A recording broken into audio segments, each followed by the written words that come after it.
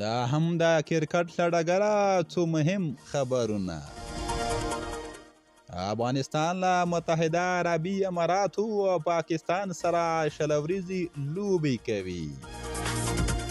قدرمنو لیدونکو دا چې دا لوبې څه وخت او پر کوم تلویزیون خپریږي بشپړه جزئیات په همدې ویډیو کې وګورئ.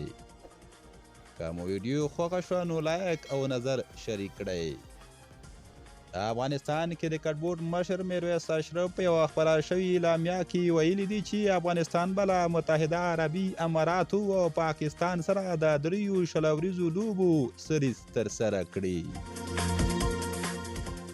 نوموړي زیاته کړه چې د افغانستان ملي لوبډله د تمریناتو لپاره متحده عربي اماراتو ته تللې ده او د لوبو کولو لپاره یې بشپړه چمتووالی نیولی.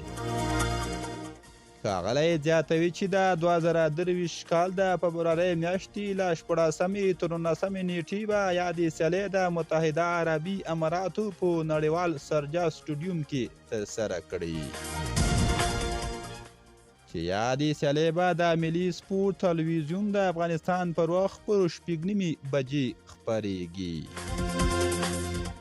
او هیره منوي چې له پاکستان سره هم په راتلونکي مارچ میاشت کې د افغانستان ملي لوبډلې په همدې هیواد کې 3 شل ورځې لوبې لري. خوږو لیدونکو دا و تاسو ته د کرکټ له ډګره څو مهم خبرونه تر بیا ښې چارې.